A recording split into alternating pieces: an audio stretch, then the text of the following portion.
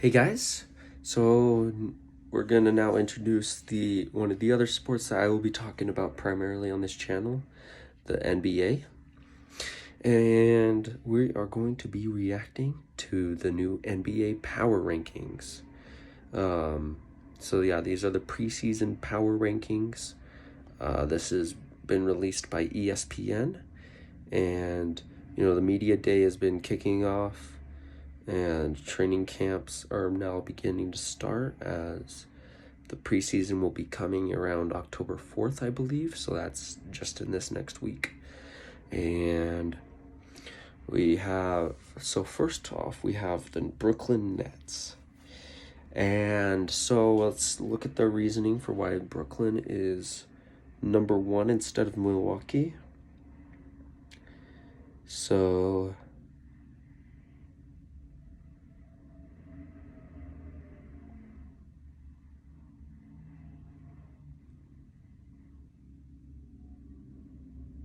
they added James Johnson and Paul Millsap into their revamped four-out court, LaMarcus Aldridge and Griffin. So they do have their stars with Blake Griffin, Kevin Durant, Kyrie Irving, Joe Harris, Kevin Durant, James Harden, LaMarcus Aldridge, and then they got James Johnson and Paul Millsap now on their team, and their depth is, if we look at their depth,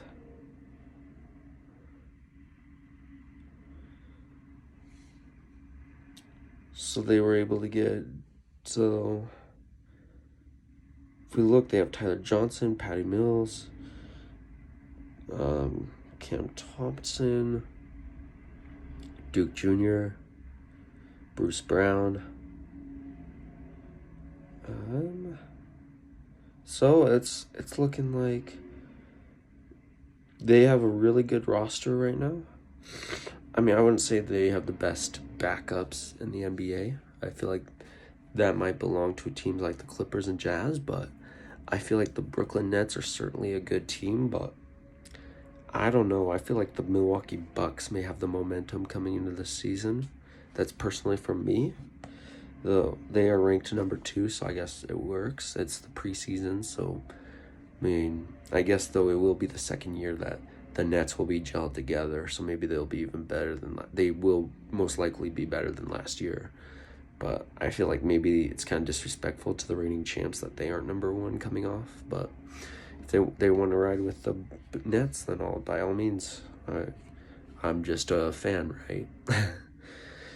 And then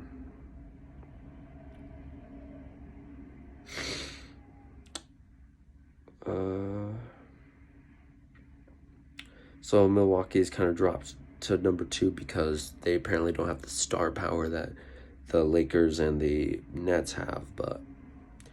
And then they got Grayson Allen, and then Dante DeVincenzo. So yeah, they got Grayson Allen now, which will be interesting as he has been, I mean, so-and-so, I feel like is the word to describe him. So it will be interesting to see how the Milwaukee Bucks defend their title, but I certainly think that they will be a juggernaut in the Eastern Conference, and I feel like they could go 1-2 with the Bucks. I mean, the Nets. They'll either be, I feel like they'll definitely be in the top 3 again for sure in the East. Lakers ranked at 3. I feel like that's a fair ranking. A lot of controversy on the Russell Westbrook trade, but I feel like LeBron can make it work, and he has that Tom Brady gene of just make it work and win. And I feel like the Lakers will be ready to win this year, and I think that once they're healthy and get things going again with that defense that they have, I think the Lakers will certainly be a force to reckon with in the West, and it's looking good for the Lakers. Phoenix Suns at 4, Jazz at 5. I'm not gonna lie, I haven't completely followed the Suns offseason, so let's look at what the ESPN has to say about the Suns. So, so they were able to go to the NBA Finals last year for sure. They have Landry Shamet now and Alfred Payton. So, but they did lose Javon Carter, Torrey Craig, Antoine Moore, Langston Galloway, and so they did lose some really key pieces to that team that went to the NBA Finals last year and finished with the second best record in the West. But picking up Landry Shamet and Alfred Payton should help out. And I feel like the Suns will definitely finish in the top 3, though I don't know if they'll be better than the Jazz, if I'm going to be 100% honest with you guys. I really was a fan of the Jazz off-season. First of all, they kept everybody except they got rid of Derek Favors. But for that, they got Rudy Gay, Hassan Whiteside, and Eric Pascal. And I feel like that's going to elevate this team, as these guys are all stars in my eyes. Especially Eric Pascal, who I feel like has been very underrated. When he went down, when Steph Curry and Klay Thompson were down, and then, Kevin Durant left, he was the guy. He was one of the guys that stepped up for that team, and I feel like he's going to add some really good depth to this Jazz team. And Rudy Gay, too. I feel like Rudy Gay is an elite bench player, and Hassan Whiteside is always pretty good. Heat at 6, Denver at 7th, Philly at 8th, Hawks at 9th, Golden State at 10th. I feel like Hawks should personally be number 6. I feel like after coming off of going to the Eastern Conference Finals, they are going to be ready for this year. And I think it's personally disrespectful. Yes, they did get Victor Oladipo, and they have some amazing players, and they also got PJ Tucker and Markieff Morris and Kyle Lowry. But I feel like they're going to have to take a few games to figure it out. And I feel like the Hawks I feel like the Hawks should be higher, though. I feel like they should definitely be at 6 or 7 over Denver, at least. I guess I could see where they're coming from with the Heat, with all the acquisitions they made, but I feel like it should be better. I feel like swap out Denver and the Hawks. And then Philly at 8th, I feel like that's fair.